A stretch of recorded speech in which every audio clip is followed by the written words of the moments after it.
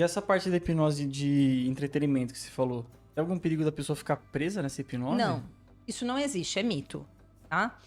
O que acontece é que a orientação que é dada naquele momento em que você está num processo de maior aprofundamento, em transe, sonambulismo, depende do tipo de técnica que está sendo aplicada ali, você tem um momento onde você fica mais envolvido, dependendo do ambiente e do tipo de estímulo. Mas isso não faz com que você fique preso ali. Isso é um mito, não existe. Tá? Vamos falar da dentro, né? Porque nem você falou de a pessoa sofreu ali, tá em choque, ou ela tá com dor. Como que funciona dentro da mente pra gente conseguir bloquear essa dor? Como que isso é possível? Então, esse é um formato muito mais voltado para a parte médica, tá? Perfeito. Mas, normalmente, os opiáceos naturais são desenvolvidos a partir do momento que você bloqueia as zonas de dor. Porque as zonas de dor no cérebro, elas são iguais, tanto para dor física como para dor emocional. Né? Então, na realidade, quando você trabalha a partir... O transe, o que é?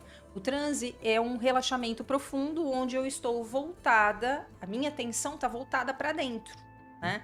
É nessa hora onde o hipnoterapeuta dá as direções, dá sugestões para que aquele movimento de dor estanque. Mas isso é feito muito mais no contexto médico do que no contexto psicológico. Hoje eu trato, por exemplo, fibromialgia, que são polidores, vamos dizer assim, né?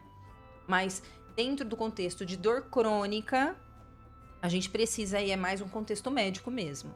No caso, então, as pessoas buscam você, estão com depressão, mais ou menos isso. E aí querem parar com isso. Na realidade, eu trabalho muito forte ansiedade, tá? Hoje o Brasil é número 1 em processos ansiosos no mundo. Vocês têm noção disso? É muito grave, tá? Ansiedade, depressão, burnout, cada vez mais intenso dentro das empresas, tá? Eu trabalho muito autoestima e confiança. Falar em público é uma das queixas mais comuns, principalmente dos jovens que estão entrando em mercado de trabalho, tá? E tem outras queixas, como problemas do passado, que a pessoa não consegue desvincular de um trauma, né? Tem N outras queixas que são possíveis de tratar. Às vezes, problemas de relacionamento, onde a pessoa não consegue sair daquele padrão de ser agressivo, de ser impulsivo, de passar o limite. Então, a gente tem uma gama muito grande de questões que podem ser tratadas com a hipnoterapia. Uhum. E falando em questões, chegou uma pergunta bacana aqui.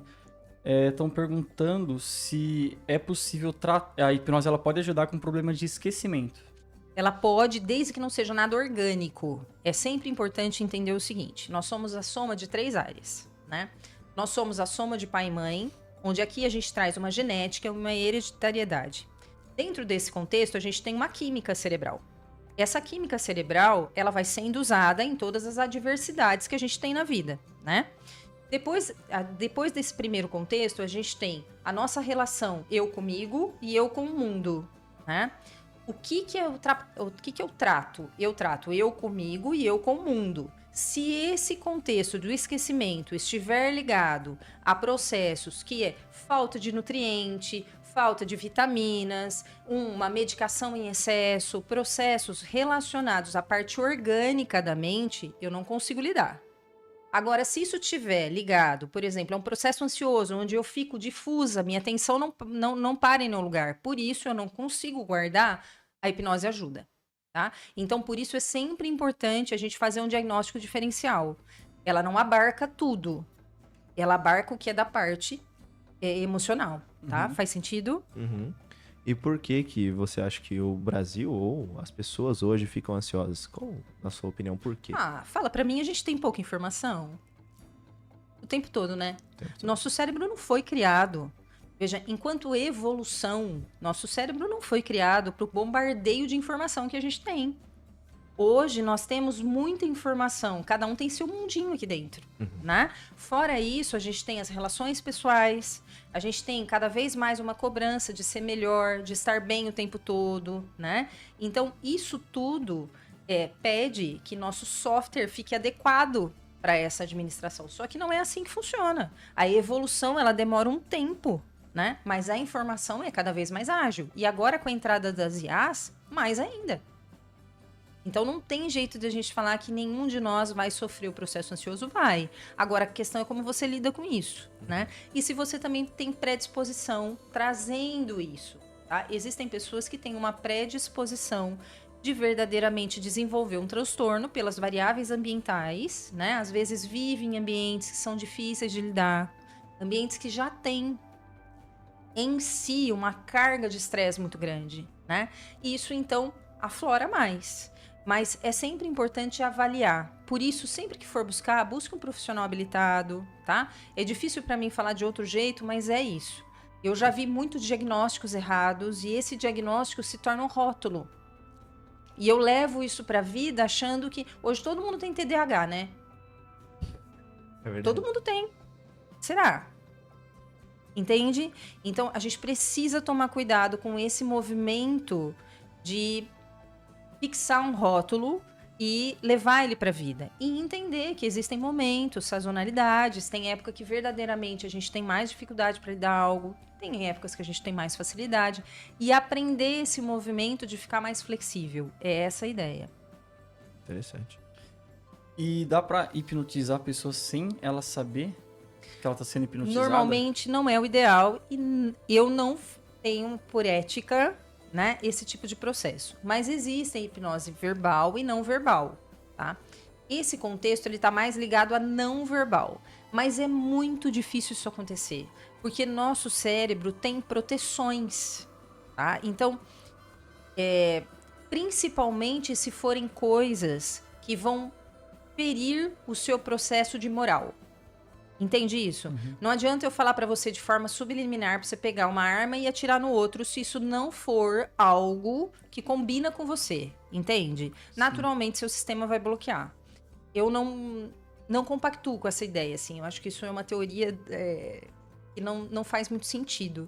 Normalmente o que acontece é a pessoa, ela vem, ela faz um combinado com você, ela se sente confortável com você estar ao lado dela, pra depois essas barreiras diminuírem.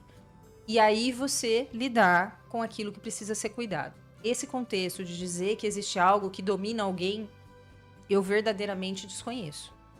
Nos desenhos antigos, né, tinha aquele reloginho que ficava pica-pau, balançando. né? Exato, eu lembrei disso, não. E é assim, existe isso? Não. Isso é só um objeto, né? Que cansa a sua visão e faz com que você... Porque, veja, esse movimento de pêndulo, o que ele faz com a gente? Ele é repetitivo, né? Ele cansa a visão. Ele é usado como um instrumento, como o pêndulo, como o relógio, como tantos outros, pode ser uma caneta, pode ser o que for. Isso é só um objeto. O que ele faz? Ele faz com que você canse a pálpebra. Então, naturalmente, você vai fechar e entrar num relaxamento. Nada além disso. Ele só serve para isso. Agora, os outros passos é que são importantes para a hipnoterapia, tá? Isso é só um relaxamento. Legal. E aqui tem o seu livro, né? Aqui, Sim. pessoal, Chega de Fugir do Medo. Então, eu queria que você falasse o que é o medo. É uma emoção base, né? Que vem conosco desde os primórdios da nossa civilização. O medo, ele é bom enquanto variável que nos protege, né? Porque se a gente for pensar há milhares de anos atrás, o medo nos salvou. Porque, olha só, quando a gente tinha ainda um arcabouço muito arcaico para aquele momento, né? A gente foi viver, os nossos ancestrais foram viver uma temática onde tinha muito mais agressividade do que tem hoje, né? Porque não tinha água, não tinha comida, não tinha moradia, não tinha nada. E a gente tinha que aprender a sobreviver. Então, o medo, o que